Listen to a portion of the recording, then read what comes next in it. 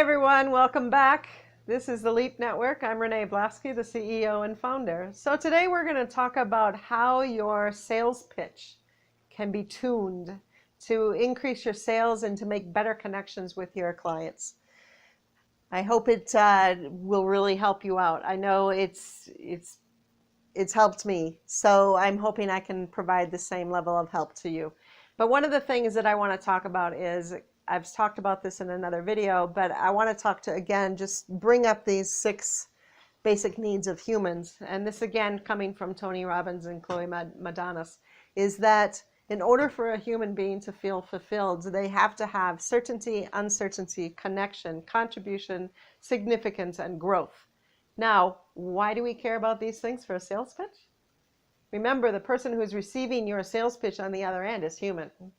So they have all of these needs. So when you're in business, you're trying to meet some of these needs of the clients. You're not obviously going to meet all of them, but if you can meet 1, 2, or 3, you're doing very well, and you'll likely have a better connection with your client. So that's why it's important to know about them. So certainty is basically just the clothes on your back, the roof over your head, the food that you can eat, those things that provide stability in your life, and including family and your other friends and your network. Uncertainty is when you don't know what's going to happen, and we have a lot of that in our businesses because that's just the life of a business. But also, uncertainty can also mean variety. So we don't want to have a dull and boring life. We want to do things differently occasionally, not all the time, depending on what you like. But most people don't want to sit and do the same thing day after day, year after year. So provide them some variety, provide them some adventure, okay? And then connection. Again, you're connecting with your client, they're connecting with you, but they're also connecting to others. So do you help that connection with your service or your product? So keep in mind that they're always looking for a connection. Can you help provide that? Going on to contribution, really when you start contributing to the world and to the society, to community, to family, that's when you really start to feel fulfilled. So do you help them do that? Are you contributing to them? And then significance. And remember, this is an important one for a sales pitch. And significance means that somebody is of importance, but it can also mean that they have status. Status within the community, status within their family. Why do you think all of these really high-end valued cars sell so well? Because it elevates their status amongst their peers. Now, I remember I was driving some tiny little car, and I was the CEO of a company, and I was driving a tiny little car, and everybody thought I should be driving a Mercedes or a BMW. And I said, why? And they said, oh, but your status reflects that car. You should have that car. Well, and my response was, my ego is not in that car. I'd rather spend my money elsewhere. But for many, many people, that BMW or that Mercedes-Benz is important to them. So keep that in mind. If you can trigger that desire to have status within their community. And then finally, growth. We need to grow as people. We need to keep learning. Once you start, if you stop learning, you're dead. Okay, so every day you need to start learning. You need to look at different ways of doing things, talking to different people that you've never spoken to, learn about different cultures, look at different places, learn about different techniques in business. This is a video by Simon Sinek. It's a TED Talk. Really have a good look at it. It's a bit on the long side, but it is so important for you to see it. And this is the video that allowed me to really get a clue as to why I needed to change my sales pitch.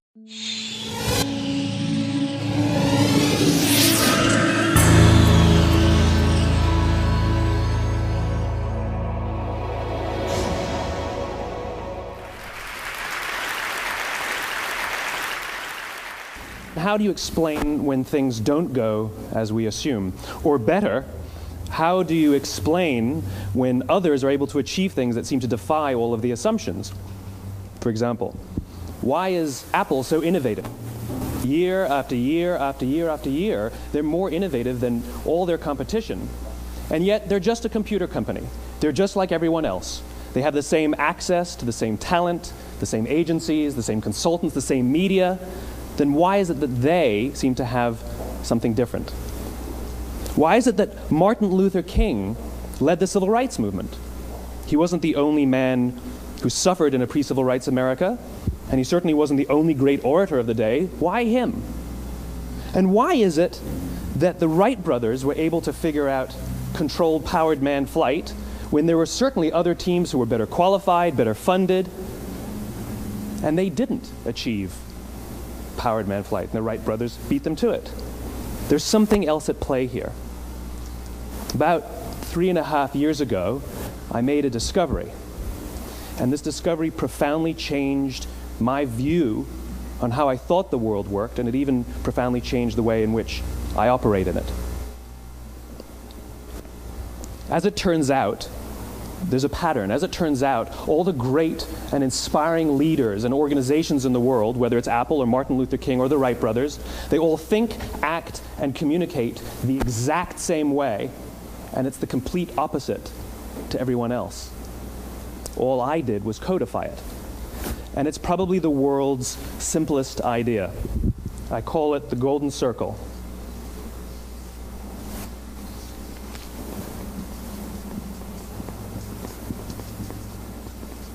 Why, how, what? This little idea explains why some organizations and some leaders are able to inspire where others aren't. Let me define the terms really quickly. Every single person, every single organization on the planet knows what they do, 100%. Some know how they do it, whether you call it your differentiating value proposition or your proprietary process or your USP. But very, very few people or organizations know why they do what they do. And by why, I don't mean to make a profit. That's a result. It's always a result. By why, I mean what's your purpose? What's your cause? What's your belief? Why does your organization exist? Why do you get out of bed in the morning? And why should anyone care? Well, as a result, the way we think, the way we act, the way we communicate is from the outside in. It's obvious. We go from the clearest thing to the fuzziest thing. But the inspired leaders and the inspired organizations, regardless of their size, regardless of their industry, all think, act, and communicate from the inside out. Let me give you an example. I use Apple because they're easy to understand and everybody gets it. If Apple were like everyone else, a marketing message from them might sound like this. We make great computers. They're beautifully designed, simple to use, and user-friendly. Want to buy one? Meh. And that's how most of us communicate. That's how most marketing is done, that's how most sales is done, and that's how most of us communicate interpersonally. We say what we do, we say how we're different or how we're better, and we expect some sort of behavior, a purchase, a vote, something like that. Here's our new law firm. We have the best lawyers with the biggest clients. We have, we always perform for our clients, do business with us. Here's our new car. It gets great gas mileage. It has, leather seats. Buy our car. But it's uninspiring. Here's how Apple actually communicates. Everything we do, we believe in challenging the status quo. We believe in thinking differently. The way we challenge the status quo is by making our products beautifully designed, simple to use, and user-friendly. We just happen to make great computers. Want to buy one? Totally different, right? You're ready to buy a computer from me. All I did was reverse the order of the information. What it proves to us is that people don't buy what you do, people buy why you do it. People don't buy what you do, they buy why you do it. This explains why every single person in this room is perfectly comfortable buying a computer from Apple. But we're also perfectly comfortable buying an MP3 player from Apple, or a phone from Apple, or a DVR from Apple. But as I said before, Apple's just a computer company. There's nothing that distinguishes them structurally from any of their competitors. Their competitors are all equally qualified to make all of these products. In fact, they tried. A few years ago, Gateway came out with flat-screen TVs. They're eminently qualified to make flat-screen TVs. They've been making flat-screen monitors for years. Nobody bought one. And Dell came out with MP3 players and PDAs. And they make great quality products, and they can make perfectly well-designed products, and nobody bought one. In fact, talking about it now, we can't even imagine buying an MP3 player from Dell. Why would you buy an MP3 player from a computer company? But we do it every day. People don't buy what you do, they buy why you do it. The goal is not to do business with everybody who needs what you have. The goal is to do business with people who believe what you believe. Here's the best part. None of what I'm telling you is my opinion. It's all grounded in the tenets of biology, not psychology, biology. If you look at a cross-section of the human brain, looking from the top down, what you see is the human brain is actually broken into 3 major components that correlate perfectly with the golden circle. Our newest brain, our Homo sapien brain, our neocortex, corresponds with the what level. The neocortex is responsible for all of our rational and analytical thought and language. The middle 2 sections make up our limbic brains, and our limbic brains are responsible for all of our feelings, like trust and loyalty. It's also responsible for all human behavior, all decision-making, and it has no capacity for language. In other words, when we communicate from the outside in, yes, people can understand vast amounts of complicated information like features and benefits and facts and figures. It just doesn't drive behavior. When we communicate from the inside out, we're talking directly to the part of the brain that controls behavior, and then we allow people to rationalize it with the tangible things we say and do. This is where gut decisions come from. You know, sometimes you can give somebody all the facts and your figures and they say, I know what all the facts and details say, but it just doesn't feel right. Why would we use that verb? It doesn't feel right. Because the part of the brain that controls decision-making doesn't control language. And the best we can muster up is, I don't know, it just doesn't feel right. Or sometimes you say you're leading with your heart or you're leading with your soul. Well, I hate to break it to you, those aren't other body parts controlling your behavior. It's all happening here in your limbic brain, the part of the brain that controls decision-making and not language. But if you don't know why you do what you do, and people respond to why you do what you do, then how will you ever get people to vote for you or buy something from you, or more importantly, be loyal and want to be a part of what it is that you do? Again, the goal is not just to sell people who need what you have. The goal is to sell to people who believe what you believe. The goal is not just to hire people who need a job. It's to hire people who believe what you believe. I always say that, you know, there's if you hire people just because they can do a job, they'll work for your money. But if you hire people who believe what you believe, they work for you with blood and sweat and tears. And nowhere else is there a better example of this than with the Wright brothers. Most people don't know about Samuel Pierpont Langley. And back in the early 20th century, the pursuit of powered man flight was like the .com of the day. Everybody was trying it. And Samuel Pierpont Langley had what we assume to be the recipe for success. I mean, even now, you ask people, why did your product or why did your company fail? And people always give you the same permutation of the same 3 things. Undercapitalized, the wrong people, bad market conditions. It's always the same 3 things. So let's explore that.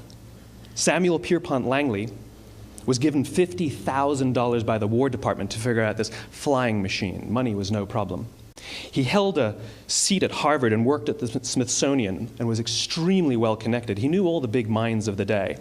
He hired the best minds money could find, and the market conditions were fantastic. The New York Times followed him around everywhere, and everyone was rooting for Langley.